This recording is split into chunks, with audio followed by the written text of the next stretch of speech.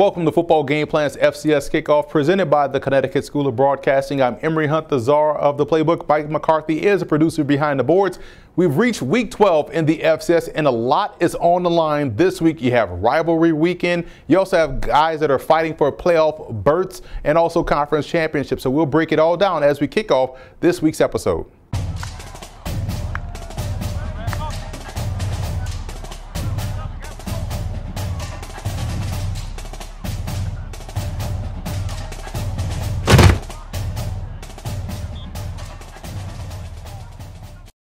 Let's start previewing some games right off the bat, and we'll start with some games that should be on upset alert this upcoming weekend. The Citadel makes the trip to Tuscaloosa, Alabama to take on the Crimson Tide. The Bulldogs have upset an SEC team in recent years, knocking off South Carolina a few years ago. What's the same about this Citadel team is that their triple option is still one of the best in the FCS. Now, what's different is that their defense is nowhere near as dominant as it was a few seasons ago. That's where they'll find it tough in this ball game to slow down a big Crimson machine known as the Alabama offense. So look for the Tide to put this one away pretty early against the Bulldogs. Talk about a battle between point of attack titans. Colgate travels downstate to take on the Army Black Knights in what has now become one of the spotlight games of the weekend, in my opinion. The Raiders come into this matchup only giving up 1.9 yards rushing a carry and only 3 points a game on the season with 5 defensive shutouts. The rush defense number is going to be key, as they'll need that to hold true against a potent triple option attack of Army. On the offensive side of the ball, whether it's quarterback Grant Brenneman or Sage Atwood, they'll have to be efficient throwing the football, doing their part to keep this offense ahead of the chains and on the field. This will be a very physical game between two teams that are built very similarly, but I like the Raiders in the upset here. Colgate has a certain look about them this season, and they'll finish the regular season with a perfect 10-0 record. And speaking of another game where both teams are built similarly, Chattanooga travels to South Carolina to take on the Gamecocks, and where they have their similarities, in my opinion, is along the offensive side of the ball. The Mocs and Gamecocks do a great job in the passing game. Both have premier options at wide receiver in the Mocs' Bryce Nunnerly and the Gamecocks' Debo Samuel. The two teams also have been similar in their inability to close out games when they have teams beat, allowing them to stay around and ultimately win. In this matchup, it'll come down to whether or not the Mocs offensive line can win the battle in the trenches more often than not. South Carolina isn't the biggest team up front defensively and will have their hands full in this ball game. I'm going to go with another upset here. I like Chattanooga in this one. The Mocs defense led by cornerback Kareem Orr and the talented defensive lineman Derek Mahaffey, and also Isaiah Mack will end up being the story after this one. All three senior defenders are legit NFL prospects, and the Mocs will make just enough plays offensively to pull off the shocker. Well, the FCS creates so many opportunities for young men. And it's, I think, and you look in our league, it's really the best. It's the best combination of winning football, but also outstanding student athletes. That's really the true model here. And a lot of the FCS programs feel the same way. And, you know, we're blessed to be where we're at here at Lehigh, and everybody else in this league feels the same way. But the FCS, you'll see a lot of people that aren't coming necessarily to the NFL, but what they are is they're becoming leaders of industry, whatever they do when they graduate. And that's really the most important piece of going to college and playing college football, is to getting that degree. And our guys really excel in that response.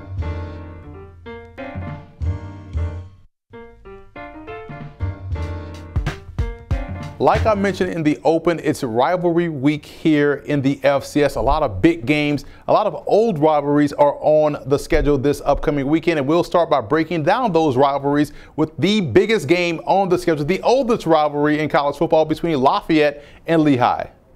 While it's not a battle between two of the FCS best this year, it's still going to be a great game when the Leopards and Mountain Hawks meet up for the 154th time this weekend. Both offenses have had their struggles this year, but when you look at where the Leopards can have success in this game, it's in the running game. Tailback CJ Emil has a quickness to frustrate any defense, and he'll have to be big in this ball game.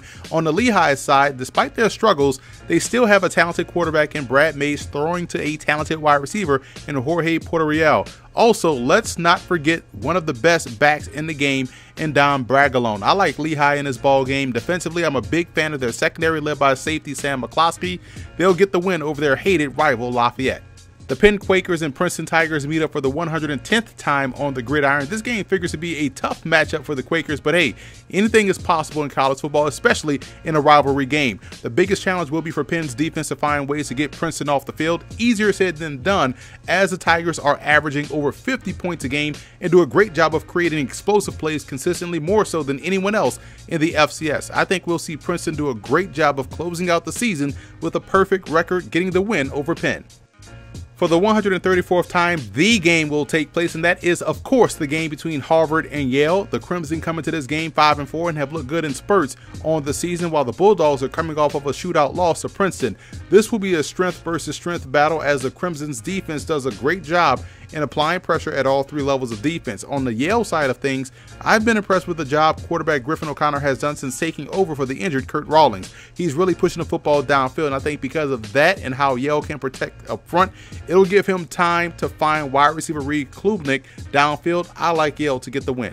This year's Aggie-Eagle rivalry has a lot on the line, as it usually does. North Carolina A&T is in position to clinch at least a share of the MEAC title if they win this ball game. They still have a chance for the Celebration Bowl if FAMU loses and they beat the Eagles. If not, they're sitting pretty well as far as the FCS playoffs are concerned. Either way, we'll see the Aggies play bonus football this year. The Eagles have a great opportunity to notch a huge upset over their rivals, which would definitely put a nice touch on what has been a rather disappointing season in Durham, North Carolina. If the Eagles are going to win, it'll have to be on the legs of running back Isaiah Totten, who's one of the most elusive backs in the MEAC. Unfortunately, he's going up against one of the best defenses in the conference in North Carolina A&T, so look for the Aggies to move their record to 9-2 on the season, as they'll get the win over Central. Another great college football rivalry is the Florida Classic, which brings FAMU and Bethune-Cookman together for the 73rd time. And this time, just like the Aggie-Eagle rivalry, there's a lot on line. With the win, Florida A&M will represent the MEAC in the Celebration Bowl. That would also mean that the Rattlers would snap a 2-game losing streak. It's about finding consistency on the offensive side of the ball, hitting the ground running as soon as the game starts. The Wildcats are coming off of an overtime victory against North Carolina Central last week, having 10 days to prepare for this ball game. I like how Bethune-Cookman plays defense. They're not afraid of going press, daring you to beat them over top. They're actually doing a lot of the things very similarly to FAMU, but offensively they're more of a running team as opposed to being well balanced like the Rattlers. This one will be a close one that'll come down to the last few minutes, but I like FAMU in this ball game. What's at stake? Having lost 2 straight, look for the Rattlers to wake up, right the ship, and get the victory.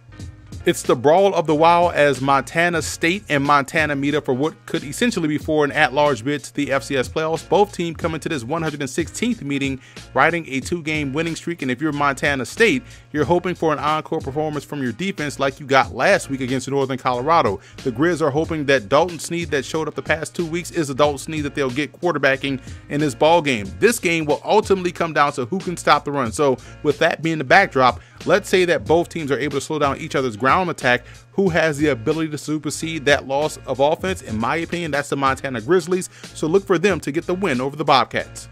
South Dakota and South Dakota State first met back in 1903 in what is called the South Dakota Showdown Series.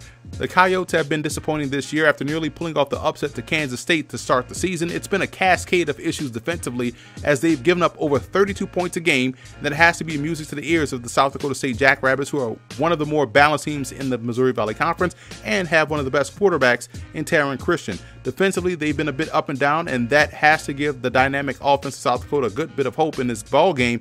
However, when you look at how well they play situationally, the Jackrabbits are still one of the better defenses in the conference, as they do a great job of turning the ball over, and look for them to have success on both sides of the ball in this one and get the win. I think that the main reason to choose HBCU is for the family atmosphere. The guys are going to get the core values that their parents taught them, that their family members tried to raise them. You'll have a close-knit atmosphere. You'll actually have guys that care about you as a person. So I think that's the main reason for choosing the HBCU. And we're back with some more game previews. A big one in the SWAC East as Jackson State travels to the reservation to take on the Alcorn State Braves. Now the Tigers are on a 2-game winning streak since head coach Tony Hughes was let go, and they've done it with defense. Jackson State has been stellar on that side of the ball, giving their offense multiple opportunities to put the game away, which they have. Alcorn State is in good position to represent the East in the SWAC title game, but doesn't want to overlook a game against a very good Jackson State team, especially as of late. What's been impressive about the Braves this season is how they've won games in a multitude of ways. Sometimes it's with defense, sometimes it's a strong run game, and more recently it's been with the arm of quarterback Noah Johnson. I think they can take care of business here against Jackson State and knock off the Tigers. The Northeast Conference Championship game and subsequent auto bid to the FCS playoffs is on the line as the Duquesne Dukes and Central Connecticut State Blue Devils beat up at Jackaroot Field. Now the Dukes can win this title with a victory, and if they lose, it puts Sacred Heart, who they beat last week, back into play for the crown since they own the tiebreaker over Central Connecticut State. Now the Dukes have been playing some good football over the last 4 weeks, all victories by the way, and if they want to knock off the Blue Devils, it'll be up to their run defense as Central Connecticut State does a great job of testing your ability to stop the run. Now the Blue Devils passing game, in my opinion, is still the most underutilized part of their offense. They have a great quarterback in Jacob Dolagala and some excellent options on the perimeter. If they can start to open it up a little bit to complement their strong ground game, it can put Duquesne's defense in a serious bind. I just can't see that happening against the Dukes, so look for Duquesne to win this one and punch their ticket to the playoffs. Big game in the Missouri Valley Conference between Indiana State and Western Illinois, which could essentially be a play-in game as far as the FCS playoffs are concerned. The Sycamores come in on a 4-game winning streak and a few plays away from it being a 6-game one. They've been outstanding the back half of this season, doing it on the strength of their offensive line and their ground game. Defensively, if they can get after Sean McGuire in this one, they have a great chance to win. The Leathernecks dropped a tough one last week to South Dakota in a game that had them not being able to run the ball and not being able to sustain drives. That would have put them in the driver's seat for an at-large bid and would have been their 4th straight win. They have to play much better in this one from start to finish. It's been a weird year for the Leathernecks that saw them struggle out the gate, get hot after the NDSU game, but now they find themselves trying to win this one to get into the playoffs. I can't see them winning here against Indiana State. Look for the Sycamores to get the W. Sanford and East Tennessee State meet up in a SoCon battle that could see a lot of milestones hit in this one. First, Devlin Hodges, the quarterback, is about 300 yards away from passing Steve Air McNair's all-time FCS passing record. It would be a great way to put a bow on an excellent career for the QB. Also, it would be the best plan to knock off the Bucks in this one. For East Tennessee State, a win would give them the outright SoCon title, the first in program history. What a season it's been this year. A lot of credit goes to new head coach Randy Sanders for the job well done. Now, the Bucks have been one of the better defensive football teams in the SoCon, doing a great job of stopping the run and turning the ball over. Now, East Tennessee State has picked off 13 passes this year, which is going to be huge in this game. Can they consistently match up with the perimeter persistence of the Sanford passing attack? I believe they can. I like ETSU to win the game. What a game we have here in the last week of the regular season in the CAA between James Madison and Towson. Both teams should make the playoffs, but you can't really say for sure with this committee. However, a win could strengthen both teams' cases, that's for sure. James Madison, while dominant defensively, hasn't been really that dominant on offense in my opinion. It's been the passing game that gives you a bit of a cause for pause, but Towson's offense has been excellent. And while their defense can be a bit inconsistent at times, despite them being very opportunistic, you still like the way they've played collectively this season. Now, this game will come down to who can win the turnover battle and who can stop the run. I see this being a defensive slugfest, and I do like the Dukes to remain standing at the end. Look for JMU to spoil senior day at Towson. Another playoff implication game this weekend, this time in the Southland Conference, as Lamar and McNeese meet up. The Cardinals need to pick up another Division I win to strengthen their case for potentially an FCS at-large bid. Now, the Cowboys need this win to pick up that 7th D1 win as well, and just like Lamar, strengthen its case for an at-large bid. The Cardinals have been red hot recently, winners of 5 straight games. It's been due to their run game and their defense that has paved the way for this winning streak, and the level of consistency that they played with over the last month definitely puts them in a good spot to knock off McNeese.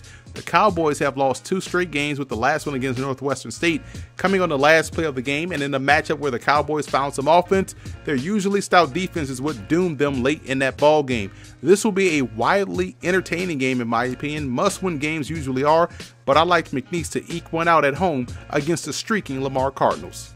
Due to the canceled game earlier in the year because of the hurricane, the Elon Phoenix find themselves in a must-win game against the Maine Black Bears. I say must-win because the Phoenix only have 6 D1 wins on the season. A win here would give them that magical number 7. It would also help them get back on the winning track after a blowout loss last week to the Towson Tigers. We know Elon's MO. They are strong on both sides of the line of scrimmage and do a great job of turning the ball over. The problem is that they are forced to break tendencies on offense, or if they are forced to break tendencies, they could struggle, and playing with reserve running backs and a quarterback can be a challenge to overcome if you struggle initially. Now, the Black Bears have been impressive to start to finish this season. Gotta love the job that head coach Joe Harasmiak has done with this program. Defensively, we know that Maine's foundation Maine's defense is their foundation, but the balance on offense has been a pleasant surprise this season. As long as they don't put the defense in bad spots on the field, this team can and has been successful. Look for them to close out the regular season in the same fashion in which they started it, with an impressive win. I like the Black Bears.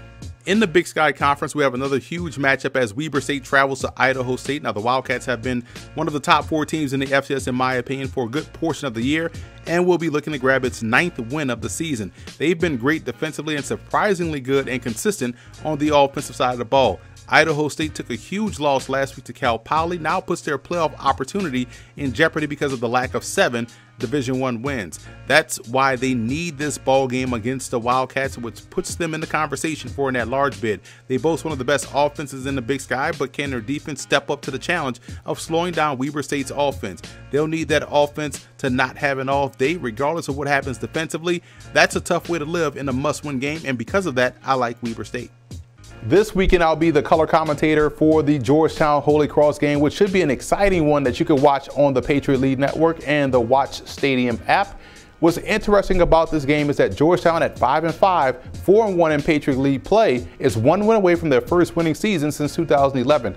The cool part is that Rob Scarlett, the current head coach for Georgetown, was the defensive coordinator on that Georgetown Holy team back in 2011. Holy Cross enters this game with a new head coach himself, Bob Chesney, and he has his Crusaders playing better football on the back half of the season. So this won't be an easy win for Georgetown. It will be a very tough game, a highly competitive game, and one that I can't wait to break it down for you. So again, it's going to be on the Patriot League Network, Patriot League TV, and the Watch Stadium app. I think the FCS gives a student athlete a chance to really develop in the classroom and on the field. And I don't think there's anything that gets in the way of the development of the student athlete. You know, whereas in sometimes other conferences, other levels of play, I think there's some things that could sway a student athlete in a wrong direction here or there. But I think at the FCS level, I think it's all about the student athlete. I think it's all about his development in the classroom and also on the playing field. And it really it keeps your values and your goals right in front of you. And I think there's less things that are going to take you away from those things.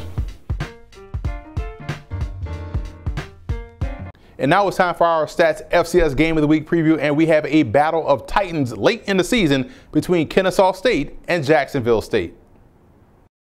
Let's take a look at some keys to victory for both teams in this matchup, starting with Jacksonville State. It's as simple as it states. The Gamecocks have to score, then put pressure on the offense of Kennesaw State to do the same thing, which could get them out of what they want to do offensively. Make it tougher for their offense by having your own offense put the ball in the end zone constantly. Defensively, it's about beating their quick offensive tackles to the punch. They do a great job of playing with lighter offensive tackles, almost built like wide receivers or tight ends, getting them to the perimeter and make blocks. Beating them to the punch helps you set the edge and shrink this option to essentially a tackle-to-tackle enterprise. But if you can't do that, then it's imperative to make plays in space defensively. That's one of the staples of defending the option, making one-on-one tackles in space. If you can't do that, you can't win. Moving over to Kennesaw State in this ball game, you have to continue to play aggressively on both sides of the ball. This is what makes the Owls great. They are not afraid to take chances, and that has to continue in this ball game. What also has to continue is playing their brand of football. Don't get cute or overly creative. Play Kennesaw State football, which has gotten you to the #2 ranking in the country, and you should be just fine. And finally, they have to make Gamecock quarterback Zarek Cooper one-dimensional. He's the guy that can hurt you with his arm as well as with his legs, and taking away his running option and make him beat you consistently throwing the football from the pocket should help the Owls play winning defense. Looking at a few X factors in this ball game for Jacksonville State, it's their stellar defensive line led by Randall Robinson. These guys have to stay off the ground, keep their hands active, and consistently find the football. They can't allow themselves to get cut, whammed, or washed up front. If they can own the line of scrimmage, they can win this game. For Kennesaw State, if they throw the football, Burks has to be efficient and effective. We know they have a great option on the perimeter in Justin Sumter. When they do decide to go his way, Burks has to be accurate. If they can get off to about 8 to 10 passes in this ball game, hitting at least 8 of them, they'll be in great shape. I like Kennesaw State in this ball game. The Owls defense is one of the best in the country. People sleep on how well they can cover on the back end. With the way they control the ball offensively, it puts teams in a one-dimensional ball game, which is one that they are more than capable of winning. So that's it for the FCS Kickoff. Be sure to follow us on all of our social media accounts. Be sure to check out and subscribe on iTunes to Football Game Plan Podcast, where you can find the FCS Opening Drive Podcast, where David Hashagen and myself give you all of the news, notes, and tidbits around the FCS. And don't forget to leave us a 5-star rating.